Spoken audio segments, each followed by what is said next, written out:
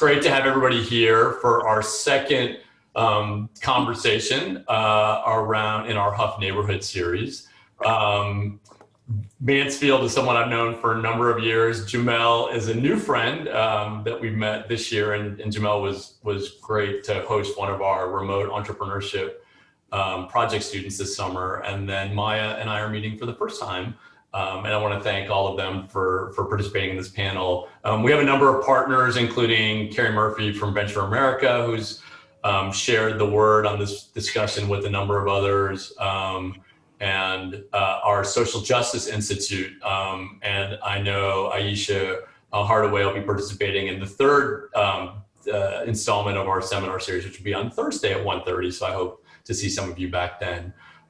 Today's discussion, as I mentioned, will be moderated by our student, Darrell Butler. Darrell is a senior who's also participating in a great program. I see a couple colleagues on as well. It's our Cleveland Humanities Collaborative. So Darrell came to us after 2 years at Cuyahoga Community College and has been kicking butt and taking names here on campus. I've had him as a student, and which has been a real pleasure. He was part of our remote entrepreneurship project program this summer, doing great things in the startup world. So I'm going to turn it over to Darrell, who's going to moderate the session. If you're watching on LinkedIn and you have questions that you'd like Darrell to ask, just post them in the comments. And then for those that are here on Zoom, just let Darrell know either in the chat. If you have a question, you can raise your real hand or your virtual hand, but we want to make this as interactive as possible. So with that, Darrell, over to you. Thank you very much. And welcome back to our series on entrepreneurship in the Hough neighborhood in Cleveland. Like Michael said, my name is Darrell Butler, and I'm a senior history major here at Case Western Reserve. This is session number 2 of a 3-part series that we began yesterday afternoon.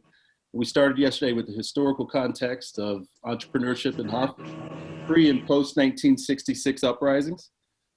We learned about circumstances that led to Hough's economic heights and downturns. And so today, phase 2 of our discussion will be with a few local entrepreneurs who currently operate their businesses in the Hough neighborhood. They're here to share their stories, their vision for their business, and the successes and challenges of being an entrepreneur in modern day Hough. So if we could, please, I'm just going to go ahead and let you guys all introduce yourselves, if you will. Jamel, could we start with you? Good afternoon, everyone. My name is Jamel Rahkeera.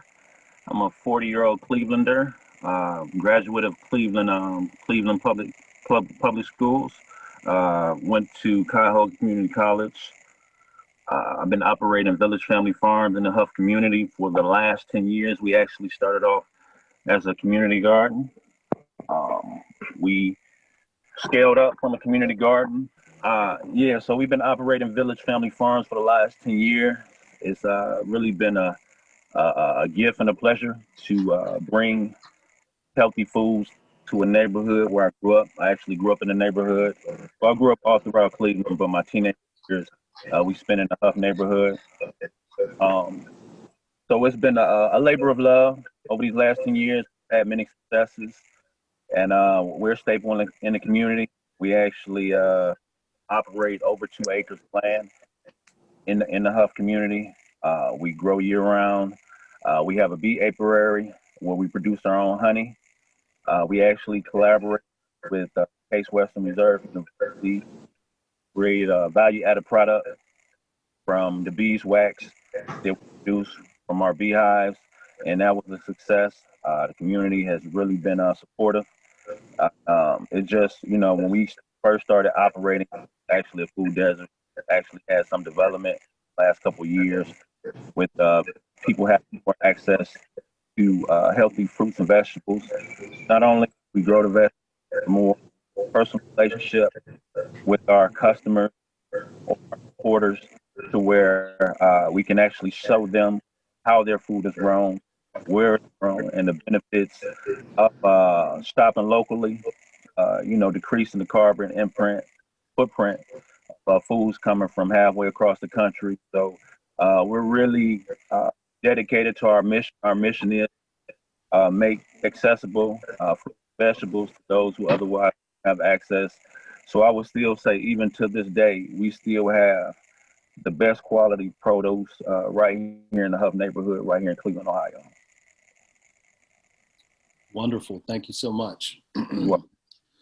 And so we'll move on next to Maya, who is the founder of Dress to Kale. Hi, everybody. I am Maya Melton, and my fiance and I, Brian Kincaid, actually started a super green salad bar we called Dressed to Kale. So clearly, we make a lot of kale salads. But we started this actually as a project for ourselves to promote our own healthy eating. It originally wasn't a business idea at all. We started making these salads, and our family and friends originally started, kind of reaching out to us and saying, hey, can you, produce this for me? And from there, a business was birthed. Our goal moving forward will be to transition the entire salad bar farm to table. So kind of what Jamel was saying, offering a healthy option right in our own community.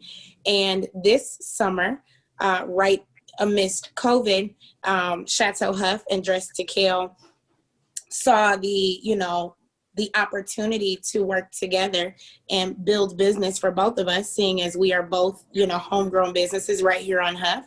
And I grew up in this neighborhood directly across the street from my mentor, Mansfield Frazier here. So we saw nothing but an opportunity to bring these things together. And here we are. I'm currently sitting at Chateau Hough, where Dress to Kale operates. So our daily operations happen right out of here, along with the Chateau's daily operations. So that's it for me in a nutshell. Maya, thank you so much. And for our last panelist, Mr. Mansfield Frazier. Thanks for having me. Glad to be here with you guys. I'm a native-born Clevelander, graduate of Cleveland Public Schools, and a 20-year resident of Hough. Our home was actually, Maya's family built their home across the street from ours a couple of years after we built ours. So I've known Maya just about all of her life. My wife and I started a nonprofit in 2004. Neighborhood Solutions, and our goal was to impact on specific problems in the neighborhood and folks that had those problems. And our area of focus, and it's still a prime focus for us, is assisting people coming back from incarceration. So while we have a vineyard and a winery, it's really a re-entry program that's disguised as a vineyard and winery.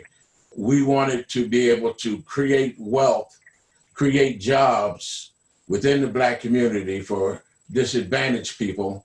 And we like farming, but we're not as good as my friend Rahkeera, because we can't make money growing bell peppers. He can, but grapes are a more profitable crop for us. And the winery grew out of the experience of starting the vineyard. And about 4 or 5 years later, we said, what the hell, we might as well press these grapes and sell them. That's when we built the winery. And we're on the cusp of starting our fundraising effort to build a winery that's 10 times bigger than our present location, that sits immediately to the west of our vineyard. So it'll all be in the same footprint. Thank you so much. Okay, so what we're going to do today is going to be a little bit different than yesterday. We are going to open up discussion. So please feel free to enter any questions that you have in the chat there, and I will call on you if you put one up there. Other than that, I can start out. I will ask a question of, let's see. So what is the ideal future that you see for entrepreneurship in Hough? And I'll ask this first to you, Mansfield. You and I had a little bit of a discussion about this last week. And so I thought maybe you can share your vision and your hopes for the future of Hough and entrepreneurs in Hough. Well, one of the things people should always remember, except for where Hough borders Chester Avenue and to a degree 55th Street. By and large, it's a bedroom community. There isn't a lot of, well, let me go back. When Hough was first developed, like many other communities, virtually every block had an apartment building on the corner. There'd be homes in between, the next block, another apartment. And on those apartment buildings, there was always retail space. So if you go back 50 or 60 years, Hough, like every other community, had a corner grocery store everywhere. Well, we went from that to shopping at malls. So to try to recreate that corner grocery store concept, which some people seem to be moving toward, I think is nonsensical. It just doesn't work. So that by, you know, I also work in housing development. I'm not a builder, but I help facilitate the building of new homes. That to me, in Hough proper, is where the real opportunities lie. Now, with that said, we are on the 66th Street corridor that runs from League Park, 130-year-old baseball field, to Dunham Tavern, where the Cleveland Clinic is going to make their home. They just bought land on 66 in Chester. So those, and there's going to be some development in that part of Hough, but near the Midtown part. But that just became part of Hough. That was always considered Midtown or Ward 6. So in Hough proper, it's very difficult to find the right business that will survive. And we experienced that, but we knew going in what our challenges would be. So for anybody that wants to start a business in Hough proper, I would say they really need to think it through, find out what the community need is, and try to fill that need.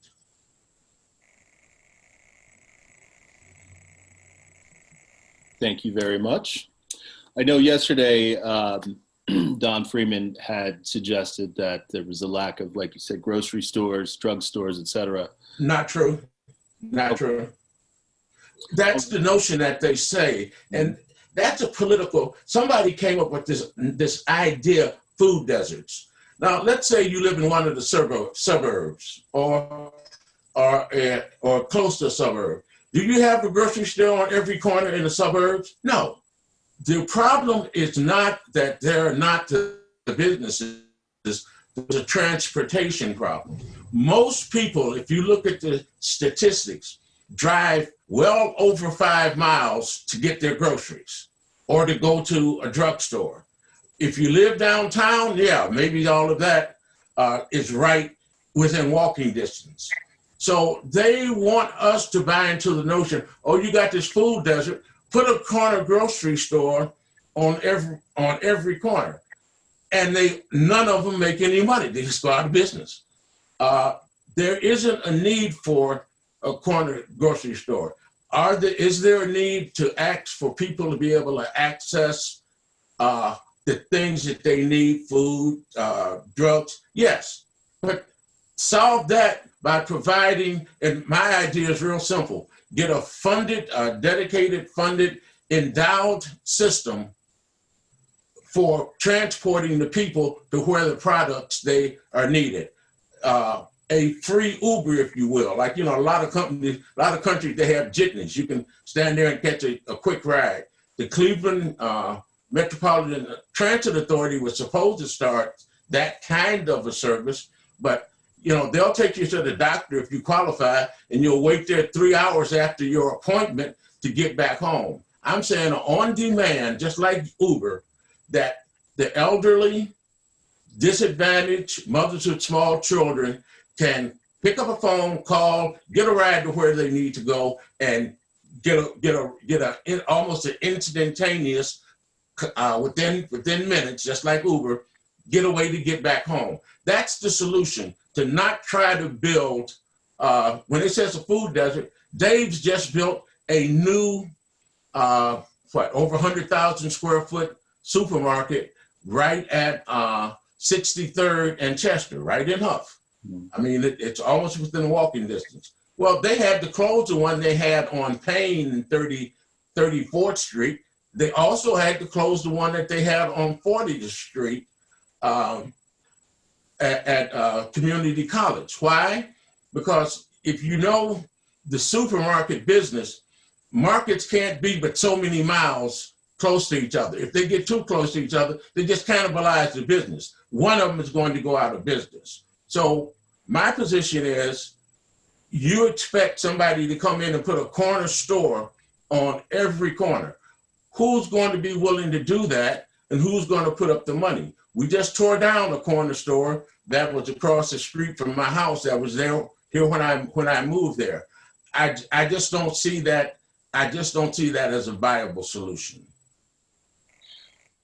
Thank you. I'm sorry for the long-winded answer. No. I thought about these issues and worked on them for years. And I'm actually glad you brought that up, because one of the other questions that I had to do with transportation and access. And so it was really kind of looking at, like, how can the public sector be of more support to the private sector in Hough, which you touched on that. And go ahead, Maya, please. Sorry. So even to Mr. Frazier's point, even if there was some type of free shuttle situation that would be, could be on a scheduled timing similar to the ones that RTA did downtown. There was a free shuttle, the little green shuttle, that could take you just around the downtown area. There were designated stops for it, and it came at a certain time every day, at certain times throughout the day. And I want to say it ran maybe every 15 to 30 minutes. And this was continuous, and it was only for that, section of downtown. And so you could get from one side of downtown to the other. And I do believe that was free. Is anyone familiar with what I'm referring to? Yeah, I know. I'm familiar when they started it. So even if we could implement something like that, because again, I do think that the notion that we don't have the resources is a complete fallacy. It's not that we don't have the resources, people just can't get to them. I grew up on Hough all my life. Like Mr. Frazier said, my parents built their home around 17 or 18 years ago. And I have neighbors and friends and kids that I grew up with right here in this neighborhood that had never even been exposed to the University Circle area, which is within, a mile and a half of my home. It's a straight shot to that area. And there are people who don't have access even to that.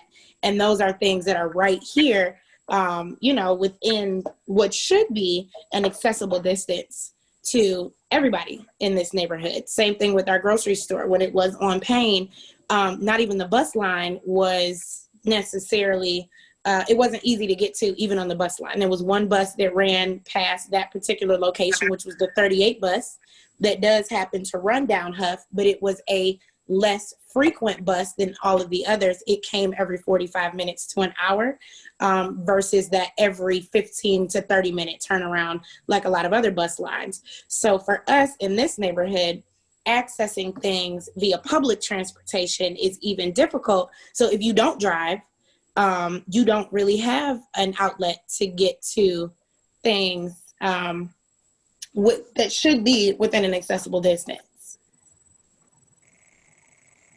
And to piggyback off what Maya said, Cleveland Metropolitan Transit Authority bus line is one of the poorest funded bus lines in the country. These transportation authorities, they love to have conventions and give each other awards for how great they're doing, but at their best, they provide marginal service at their best. Now, I could challenge everybody on the panel. Do you have a food store that you can walk to?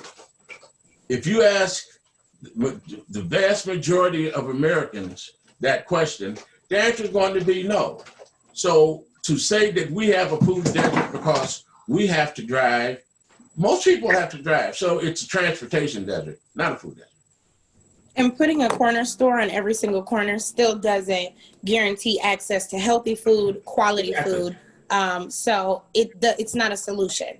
Just because you provide the space doesn't mean that what is in the space is going to be quality or something that the people in my neighborhood necessarily need to consume, which for me, like Jamel was saying, again, offering healthy food options to our neighborhood is paramount for me, because just offering food isn't just giving people access to, well, you could get something if you needed it. You know, you could walk to a corner store, but if everything offered in that corner store is poor quality, it's not healthy, it's kind of defeating our forward mobility.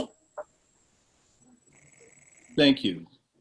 Jamel, I wanted to ask you if you had any input on how the public sector can be of support to the private sector. I know that your business started with a grant, so I wanted to know what were some of the challenges with that, and is there any more support that you're looking for from the city that could help entrepreneurs like yourself grow and expand? Yeah, that's a multifaceted question. We actually started off with a grant from the UVA. It was a part of the Cleveland High Tunnel Initiative, spearheaded, supported by Marcia Fudge. She was a helpful and supportive for getting that program up and running. It's been over these last couple of years. We've been very successful. We've been growing ever since our inception. We actually started in 2014. So we've been growing for over a handful of seasons. I would say the main thing with urban agriculture, especially, when we started off, it was more than a lot of different projects. There's only we actually started off with the Reimagining Cleveland project, and that was actually before the Cleveland High Tunnel Initiative. I think Chateau Hough was one of the participants. They got awarded for that grant opportunity. I think that was like 2011, and there's only a handful of us left. So we really know what it takes to sustain urban agriculture within the city. I would say the main thing with this being able to scale up when it comes to urban ag is really infrastructure. A lot of times with different organizations, you have to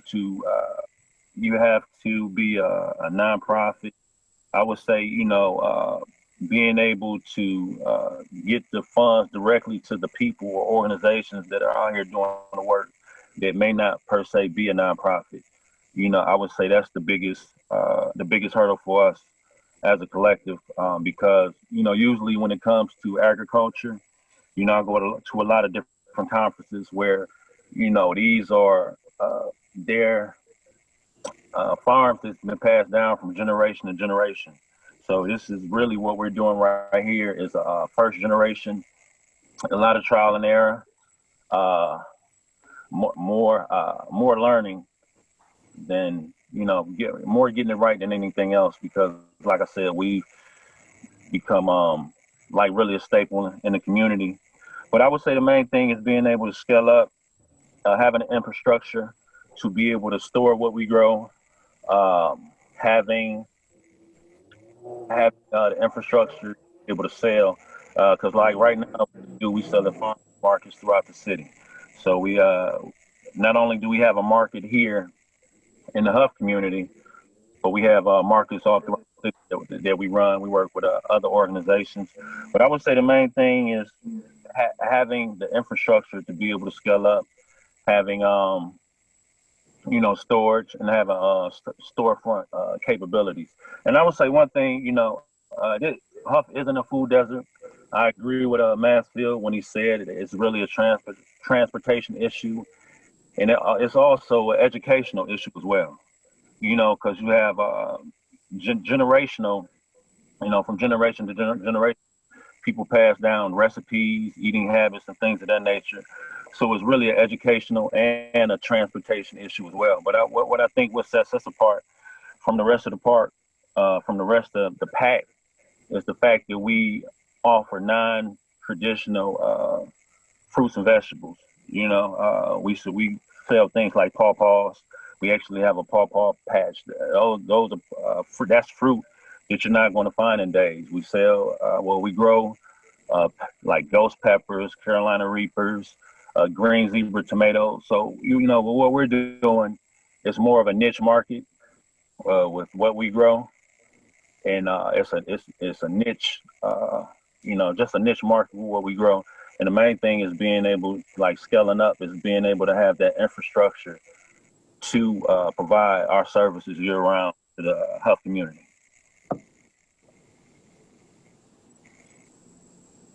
Thank you very much for that answer. All right, so we have a question from the audience from Mr. David Jargello. So if you would like to go ahead and unmute and ask your question, please. Yeah, listening to the stories, and thanks for inviting me, as always. What are the primary sources of capital for Hough entrepreneurs, public or private? I was just kind of curious. So, startup capital. You want to start a business in the Hough neighborhood. What are your options? Where do folks look? May I? Please. For me in particular, for me, honestly, my pocket. Support from my family.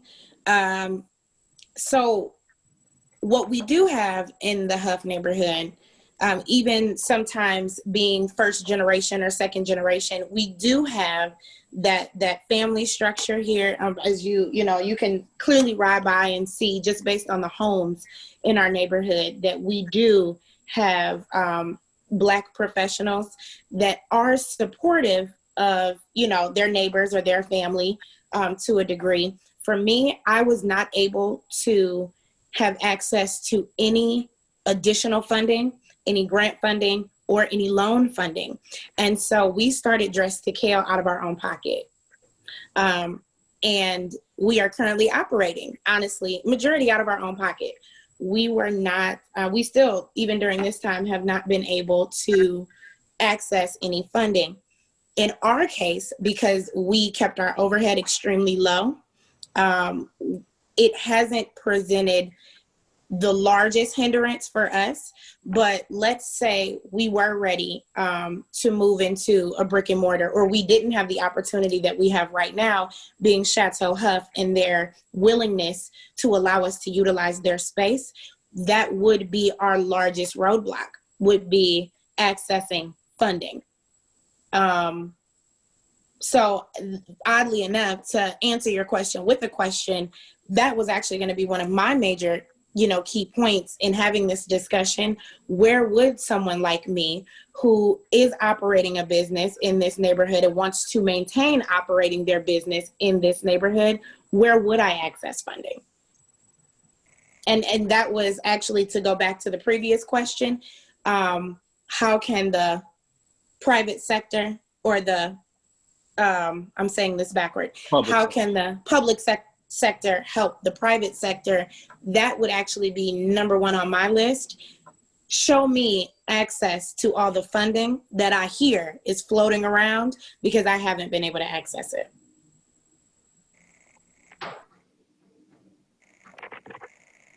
Thank you very much. Okay. All right, so I'll ask another question as well. Unless Mansfield or Mel, did you either have a comment on that?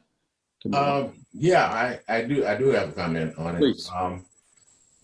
As you know, America was built on two things: slavery and credit. That's what built this country. The reason Black communities are at a disadvantage is they can't get credit. They redline. That's what makes home building difficult in Black communities. Your credit, my wife and I have excellent credit, always have had. We have a vineyard, we have the product. We banged our head against the wall so much trying to get lines of credit from banks. Actually, we left one large bank, took all of our money out, and that was the key. I won't say their name, but that was the key to us eventually getting some credit from another institution, but we had to leave the one. But we're not, our umbrella organization is a nonprofit.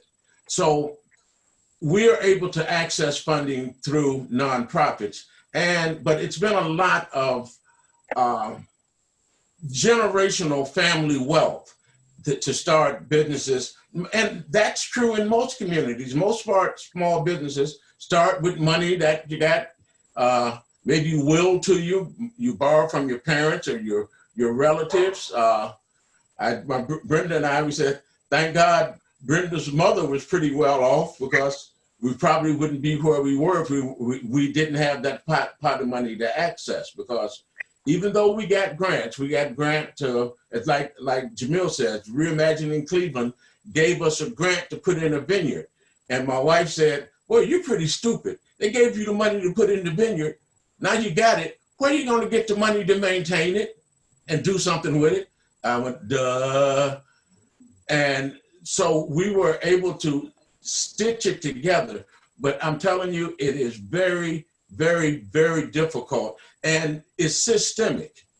There's a thing called the Community Reinvestment Act, which means banks that operate within a community are supposed to reinvest some of their funds in development in those communities.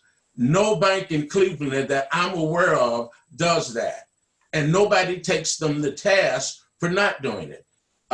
They're none of the politicians, none of the law enforcement. They basically just blow off a rule. The Community Reinvestment Act was started in the 70s, and they just laugh at it. They don't follow it, and nobody enforces it. So access to capital is still a serious, serious problem in the Black community. Now, the other part is Jamel is an amazing guy, because he's successful in urban farming. But other than an outlier like Jamel, if you're talking about doing urban farming, it's a romantic notion that's very hard to make to be successful, and I can prove it. I've given this tour. I call it the graveyard of hoop houses. 5 or 6 years ago, everybody wanted to build a hoop house. We're going to grow these crops and feed ourselves and hire people. There's so many hoop houses, nothing left but the skeleton, just the aluminum frame. I wanted to go tear one down near my home because it looked so bad. There are so many hoop houses that got funding, but the market was just very, very difficult. And that's why I take my hat off to Jamel. But there's a tremendous number of factors, but a lot of these factors are historic, and they're not just, they're not limited to Hough. Other communities of color in Cleveland and in other cities fight these same fights, and have been fighting them since Reconstruction, I guess. That's a long answer for a question. I'm sorry. Oh, no problem. We actually have a follow-up from Mr. Jargello, so if you would like to go ahead. Mm-hmm. This is just, I just had so it's an interesting discussion. And to Maya's question, which I think is spot on, that was listening to the stories. You know, to start a business, you need a plan, you need money, right? And so listening to it's what I would suggest Hough Entrepreneurship community needs is an organized network and for obtaining capital, and the sources to get money to start businesses in no particular order: banks, non-traditional lenders, which would be credit unions and individuals and groups, 501c3s, regular venture capital, depending on the nature of the business, and sort of social venture capital. And so those all exist; they're all out there. But what seems to me is there's not an organized way to sort of put it into a bundle, and then assisting entrepreneurs in the community with an approach and how to pitch those sources of money, because everyone requires a different kind of pitch. They'll give you money for different reasons. I beg to differ. I'm a writer by profession. My wife has a master's in social work. You can read our business plan. When we show it to people, they go, oh my God, strongest business plan they've ever seen. We already have capital. We have good credit scores. So what you're making it sound like, if you guys just got organized right, they would give you money. That's just not true. I'm sorry to tell you this. We know, we knocked on every door. We know how to do it. You see me with a sweatshirt. I have a suit and tie that I put on. I call it my begging suit, that I go beg for money for our nonprofit. And we've been at it for, the vineyard has been there for 10 years. Yeah, for 10 years. And we've had fundraisers. Give you an example. Edwin's. Are you familiar with Edwin's? Most of the people are, right? The restaurant and the training institute. Brandon and I are best of friends. We started at the same time with the same mission. Our pitch was, we want to help people coming out of incarceration, help stabilize their lives, give them a leg up, give them a job, give them so that they can move on, not necessarily stay with us or become farmers, help them figure out what they want to do with their lives, train them in soft skills, do all of these things that we know how to do. Not to toot my own horn, we're pretty good at what we do.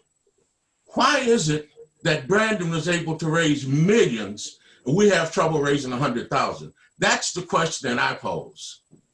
Yeah, actually, excuse me, I'll give you two answers. One, he's in Shaker Square, and the other, we're in Hough. And one, he's white, and the other, I'm Black. That's why I said America was built on two things, slavery and credit. Black people, no matter how organized you are, they still do not open the same doors for you if you're a person of color. That's guaranteed. What I was actually referring to was not organized. It sounds to me actually like the entrepreneurial community is pretty organized. What actually needs to be organized is the money.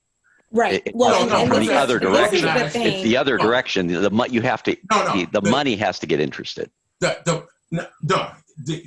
the Community Reinvestment Act set down rules and regulations about how they're supposed to put money back in the communities where they take the money from. What needs to happen is someone in government, some legal entity, with the city, the state, or the federal government, needs to sue these banks and make them do what they said they were going to do in the 70s, invest via the Community Reinvestment Act. They got the money. Could we let Maya jump back in here really quick here? So this becomes the question that I pose, because last year I actually did an event with Case Western Reserve where Dressed to Kale supplied 150 salads. They had a community, kind of like a community meetup day, and they had vendors come out. They paid the vendors individually, and we came out for a couple of hours and we provided meals to people in the community. It was undermarketed. Nobody knew about it. East Cleveland is 3 steps from University Circle. Hough is 3 steps in the opposite direction. And nobody in the entire community was aware of it. We have multiple Cleveland news outlets. We have like Cleveland Scene, the Cleveland Foundation. We have all these different news outlets. Cleveland Flea, for example, holds a flea market, and the entire state is aware. People all the way to Columbus and Cincinnati know that they can come and they can go to Cleveland Flea, which isn't giving anything away. And there are no Black vendors at Cleveland Flea because I inquired. And these are often right outside of my community. And so what the question that stands for me is when I have institutions like Case Western Reserve, millions and millions and millions of dollars in funding, they have the money to give away. The Cleveland Clinic, billions of dollars, okay? They can host the debate, but I have to do a song and dance if I need funding to start my salad bar, or when I need money to keep my operations going through a pandemic, for example. No one has, I have to do a song and dance again.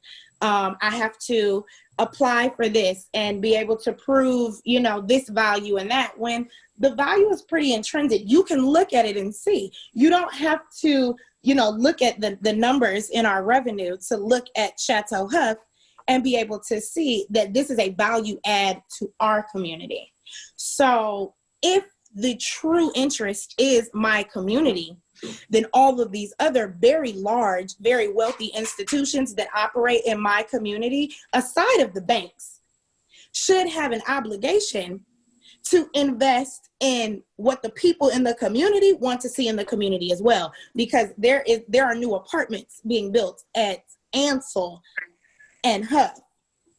And we're looking to raise funding to rebuild our winery so that we can increase our operations and so that Dress to Kale can have a space to increase their operations. And we have absolutely no idea where, as Mr. Frazier mentioned, we're going to start fundraising when we're looking at $1.5 million. And Case Western Reserve, which is right here in this conversation, and the Cleveland Clinic, which is right around the corner, and University Hospital, which is also right around the corner, and all of these huge institutions. And I can't come to any of you and say, hey, look, this is the idea. This is what we've proven. We've been here for 10 years. Give me $1 million so that I can continue this in my neighborhood. So that's great. And if I were in a different neighborhood, it wouldn't even be a question. So let's talk more about that. That's great that you brought that up. Can we talk more about the Cleveland Clinic and the other institutions surrounding Hough? Case Western Reserve. Case Western Reserve, all of them. And how has their presence impacted entrepreneurship in Hough, for better, for worse? Maybe Jamel, if you have a take on that, would you like to share? Yeah, well, I just want to second on what they were saying. It's definitely a lack of capital. With me starting this urban agricultural project or business, we actually we got the initial startup with the Cleveland Reimagining Cleveland project. But just like what his wife was saying, my wife was asking me the same thing. How are we going to maintain this? So over the years, we just got to a position of where I can do this full time. But over the years, I farmed during the day, went and worked a third shift job at night, work a second shift job, working 17, 18 hours a day. And that's really not feasible. It's not healthy. But, the vision was more than just me. The vision was to have a better hub, to have a better neighborhood, to have more of a community. Because that's one aspect of with agriculture. When we initially started off, this wasn't a for-profit. We didn't have a farmer's market. It was solely a community garden. And that was one aspect of having a community garden, and actually brought a sense of community back to my neighborhood. You had people, you had grandchildren and grandmothers, out growing food. So we went from that to the farmer's market to for-profit business, but it's definitely a lack of capital, and after a while, it got to a point to where you can't, one person can't do it all. So, it got to a point with me to where, it's like, well, I'm going to leave this responsibility on someone, of maintaining a farm on someone else. It let me get out here and see, look at different means of raising capital. But, I'm a good man, but I'm not Superman. So one person can't do it all, and, when I stepped away from the farm, it was a lack of production at the farm. So, when you're talking about, in my aspect, when it comes to agriculture, especially peak season, I have to be here every day, all day, from sun up pretty much to sundown. This is actually harvest season right here. So this is actually, I'm at the farm right now, just sitting in my truck. So this is pretty much a 24-hour job, during this time of year. So, it's definitely a lack of capital. I've seen there needs to be a way to where streamline to proven entrepreneurs, proven, people that have proven themselves, businesses that are feasible, that are profitable, Or have the potential to be profitable because they haven't had the capital before. Say it again? I said, or businesses that have the potential to be profitable if they were given the capital, because we personally can't even hire to increase our productivity because we don't have the capital behind us. Like Jamel is saying, if we can't physically do it ourselves, we can't afford to hire someone to get it done. But Darnell, I think your original question was, how has the institutions that abut Hough, what role have they played? Yeah, like, is there any relationship between the Hough community and any of these institutions? What are these relationships like? And Well, I think you're probably great for this question. Yes, I've been here 20 years, and I have a relationship with all of them.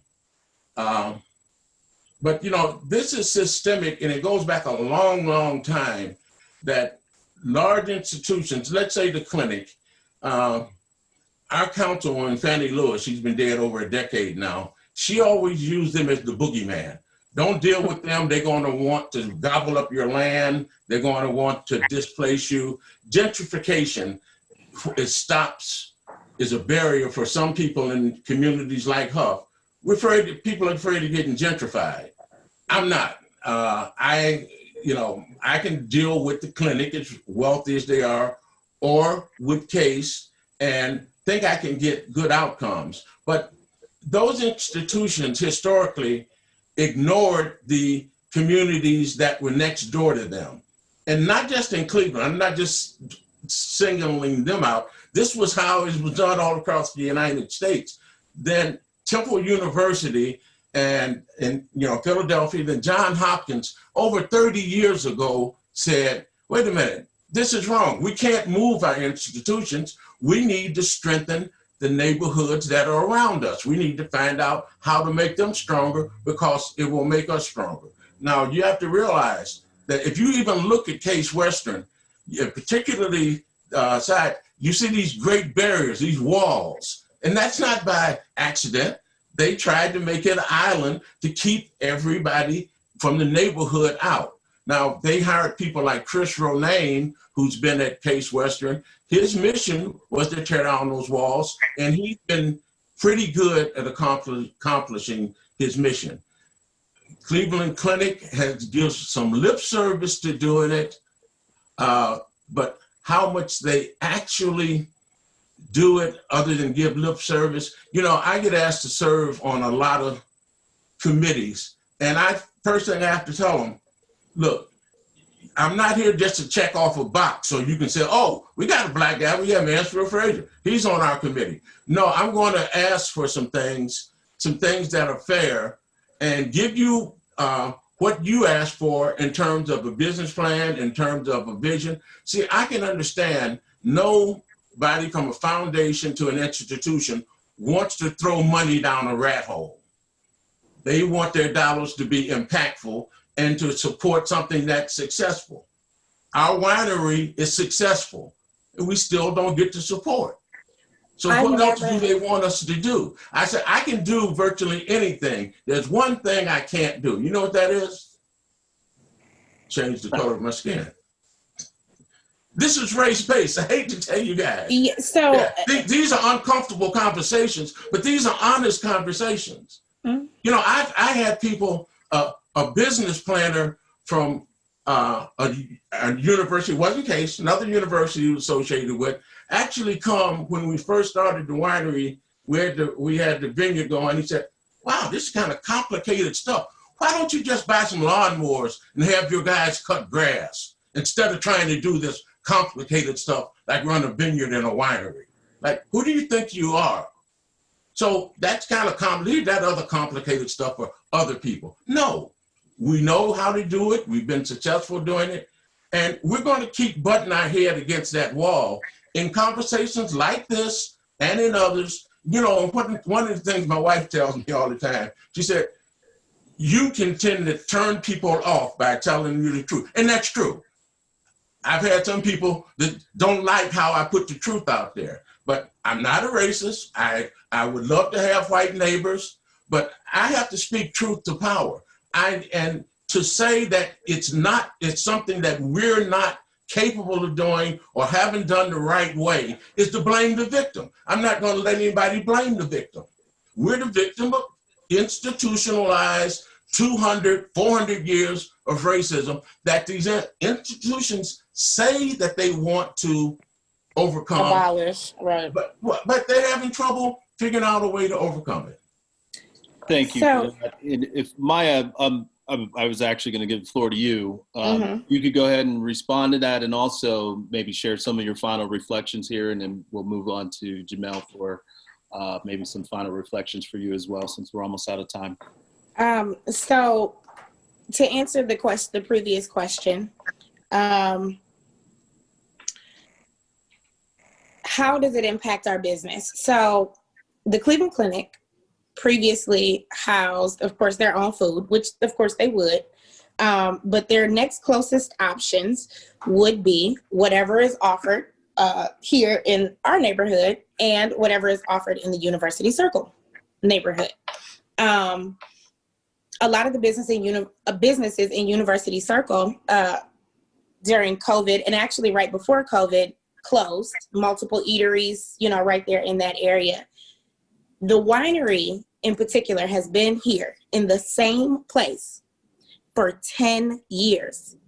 I have recently started to ramp up the marketing just a little bit.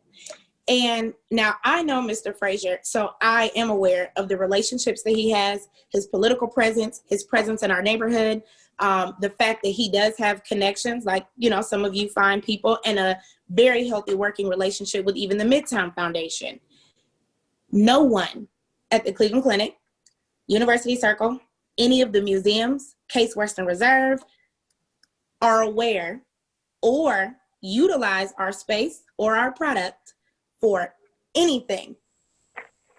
They don't contact us and say, hey, there's a winery right in the neighborhood, right down the street. We can host events there. We can utilize them to cater events. We can purchase their wine for events, and there are always events.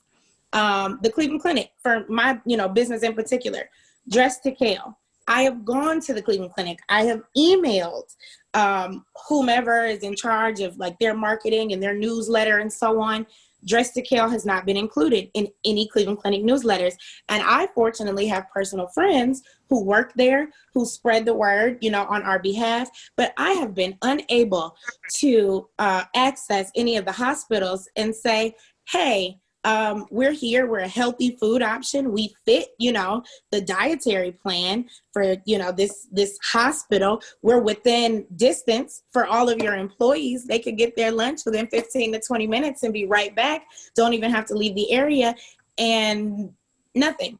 So although there is almost no impact in one sense, the opposite impact is that there's no support. There is no interest. And I don't know, and I could speak to it the same way as Mr. Frazier. I guess the interest wanes a little bit when, personality is great. We can talk on the phone, we can email, and then when I walk into your office with an afro, and, it's not nearly as appealing. And so I have personally been on the other end of a conversation that ended as soon as I walked in the door. Relationship building, that I do very well. The conversation changes immediately when certain people get to take a look at me. So, and I've become, I won't say okay with it, but it is an obstacle that I don't mind consistently overcoming. Again, as I mentioned, I work in corporate America in the same industry, and I do a pretty good job. They actually can't seem to run the place without me. I've been gone for an hour and the ceiling's on fire. But the fact that I can, speak to the same demographic of people that I need to kind of take this interest in me and in our neighborhood, I can get that interest on behalf of Marriott. Thank you, I Maya. can't seem to earn that same interest on my own behalf. So, Maya, thank you so much for that. So we just have a few minutes left here. If we could just have some final thoughts shared by you. Jamel, maybe we'll start with you and pass it on to Mansfield. Yeah, I just want to thank everyone for their time. I appreciate being an attendee and being able to speak on, from my behalf and my perspective, on our experiences being an entrepreneur in a business here in Hough.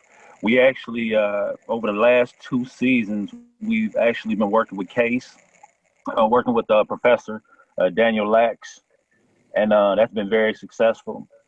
I think that model of working with local businesses, I think it should be extended and be more broader based when it comes to like the immediate area, and be more, to where they promote it a little more. But we've been successful. We actually over this last year, due to with COVID and everything else that was going on, we actually had a group of students working with the professor, working with the people at our farm to create value-added products.